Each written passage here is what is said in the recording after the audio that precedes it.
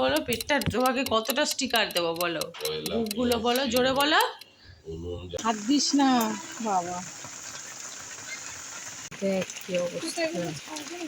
কি জানি, এই তো এই সমস্যা, আমি বৃষ্টির জন্যই টোটোতে উঠে বসলাম।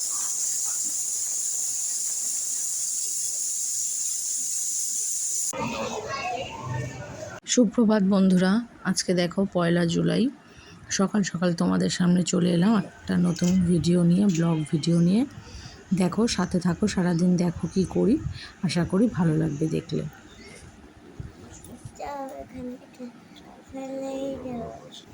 দেখি তোমাকে দেখা যাচ্ছে, বলো বলো বলো, পেটটা তোমাকে কতটা স্টিকার দেবো বলো, বুকগুলো বলো, জোরে বলো। উনুন জ্বালিয়েছে, বুঝেছো, সেই কানাডাতে উঠেছে 4টের সময় উঠে, এইটুকুনি খাওয়ার করতে 4টায় উঠতে হবে। খাওয়া দিয়েছে উনুনে, ময়লা পড়েছে, তারপরে কি মান হয়েছে এই রান্না, ফের বলছো খাবি না বাবা? দুর্দান্ত খেতে হয়েছে, আমার সসও দিয়ে দিয়েছে টিফিনটা, দেখেছো, এই দেখেছো সস দিয়ে দিয়েছে কি সুন্দর। 1 2 3 1 2 3 1 2 7 বলছিস কেন এখনো নান্টু গুটি? তোমরা দেখে বুঝতেই পারলে সকাল সকাল কর্তাগিন্নির একটু খুনসুটি চললো।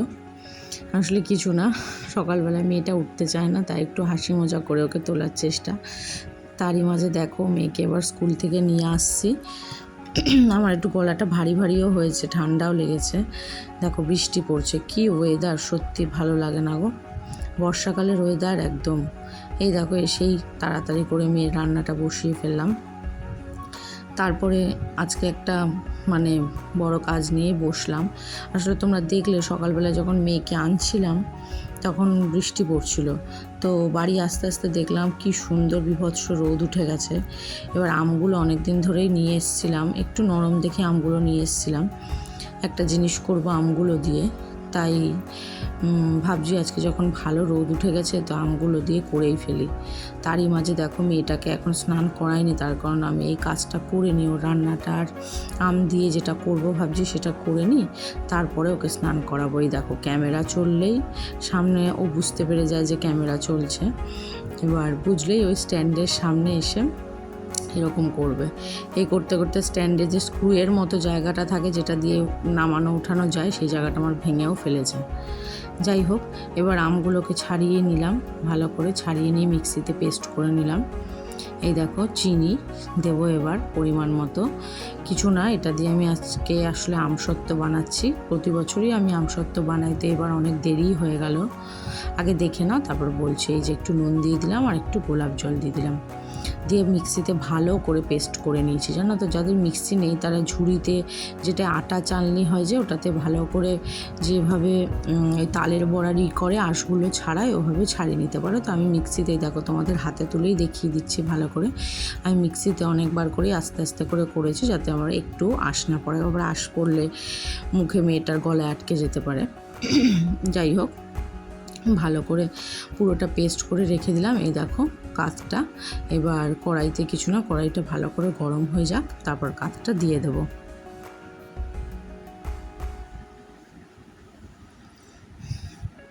বেশ আমগুলো নরম হয়ে গেছিলো বলে নরম আম দিয়েই এই আমসত্ত্ব করলে ভালো, কারণ সত্যি কথাও একদম পুরো ভালো আম দিয়ে কেটে খেতে ইচ্ছে করে, তো এই আমগুলো আমসত্ত্বের জন্যই এনেছিলাম। এই দেখো কড়াইতে ভালো করে, তোমরা একটা জিনিস খেয়াল রাখবে, আমসত্ত্ব করতে গেলে সব সময় না, ধরো তোমরা কোনো কাজ করছো সে সময় অন্য কাউকে একটু খুন্তিটা দিয়ে কড়াইটা নাড়াতে বলবে, তার কারণ আম মিষ্টি জিনিস, খুব তাড়াতাড়ি না মানে কড়াইতে লেগে যাওয়ার একটা সম্ভাবনা থাকে। তাই আমি এটাকে ভালো করে নাড়াতে থাকছি, ভালো করে কাছিয়ে নেবে। এবার নাড়াতে নাড়াতে দেখবে একটা টাইমে না ওই ইসের মতো এরকম ফেটে ফেটে উঠবে আমগুলো, জানো তো। এই টাইমে অবশ্যই যারা আমসত্ত্ব করবে, যারা করো তারা তো জানোই, যারা নতুন করে করবে তারা এটা খেয়াল রাখবে, এই টাইমে যখন ফুটবে অনেকটা দূরে দাঁড়িয়ে থাকবে। দেখবে আমার স্ট্যান্ডের স্ক্রুটা ভেঙে গেছে বলে হয়তো একটু ক্যামেরাটা পড়ে যাচ্ছে বারবার, তো যেভাবে মোটামুটি করার চেষ্টা করেছি ধরে ওই ক্যামেরা দিয়ে বা যেভাবে হোক, আশা করি তোমরা বুঝতে তোমাদের অসুবিধা হবে না। এই দেখো ওই ফাঁকে আমি একটু রান্না করে স্নান করে নিলাম মেয়েটাকে। আর তখন শাশুড়িমাকে বলেছিলাম একটু নাড়াতে। মোটামুটি হয়ে গেল, কারণ এটা বেশি কুক হবে না, তাই পোড়া লেগে গেলে না গন্ধটা বাজে লাগবে খেতে। যাই হোক, থালার মধ্যে একটু সরষের তেল মাখিয়ে নিলাম ভালো করে। ভিডিওটা তোমরা দেখছো সবাই, আশা করি তোমাদের যদি ভালো লাগে লাইক আর সাবস্ক্রাইব করতে কিন্তু কেউ ভুলো না।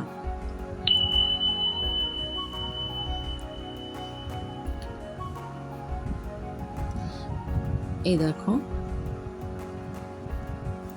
থালার মধ্যে আমি করে দিলাম, কি বলে, আমগুলো সব যে কাতটা বানিয়েছিলাম আমের, সেই কাতটা আমের মধ্যে ঢেলে দিলাম। ঢেলে দেওয়ার পরে দেখো এরকম করে তোমরা একটু নাড়িয়ে নেবে থালাটা। সবসময় এরকম করে নাড়িয়ে নিলে কী হবে, জিনিসটা তো খুবই গরম থাকে, প্লাস হচ্ছে তাহলে সমানভাবে প্রতিটা জায়গায় সমানভাবে বসবে জিনিসটা, তাহলে শুকাবেও তাড়াতাড়ি করে। একটু ঠান্ডা করতে দিয়ে দেবে, সাথে সাথেই গিয়ে শুকাতে দেবে না রোদে। এই দেখো আমি বলছিলাম না, দেখি আকাশ দেখে যে ভালোই রোদটা উঠে গেছে, এই লোভে লোভে তো দিলাম, জানি না কি হবে, রোদের লোভে লোভে আজকে এত খাটাখাটনির মাঝখানেও দেখো আমাকে দেখে বোঝাই যাচ্ছে চুল কেমন এলোমেলো হয়ে আছে। আসলে তাড়াতাড়ি করে ভাবছি যে আমগুলো এনেছি, আমগুলোর একটা সদ্গতি করি। তো দেখো দিতে পারছি না, ইটগুলো দিতে না দিতেই তার মধ্যে আবার মাছির উপদ্রব শুরু হয়ে গেছে। আর দুটো করে ইট দিয়ে দিচ্ছি। আর আগেরবার জানো তো একটা মজার কথা, এরকম আমসত্ত্ব দিয়েছি আর আমার মেয়ে এসে পায়ের ছাপ দিয়ে দিয়েছিল, দাঁড়িয়ে পড়েছিল এটার উপরে। আর আমার শাশুড়ি মা বলেছিল রেখে দে, পরে শুকালে ভালো লাগবে। যাই হোক, এখন মোটামুটি কাজ হয়ে গেল। এবার খাইয়ে দাইয়ে একটু বসবো, বিশ্রাম নেব, তারপর তোমাদের সাথে আবার সন্ধ্যাবেলায় দেখা হচ্ছে। একটা জায়গায় আজকে যাব, তোমরা দেখো হ্যাঁ কোথায় যাচ্ছি।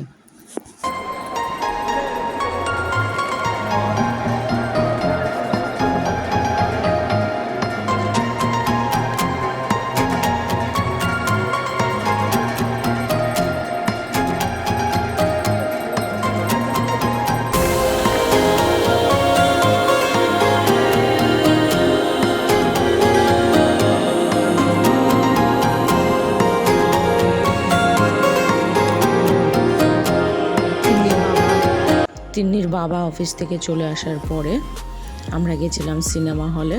কোথায় গেছিলাম, কি বই দেখেছি বলে দিচ্ছি। কালকি বইটা কেমন হয়েছে সেটা তোমাদের পরে ব্লগে বলবো।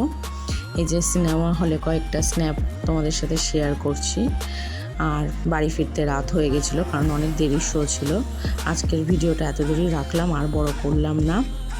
তোমাদের যদি ভিডিওটা ভালো লেগে থাকে লাইক করে দিও, নতুন ভিডিও দেখার জন্য সাবস্ক্রাইব করে দিও আমার চ্যানেলটা দৈতিস ব্লগ।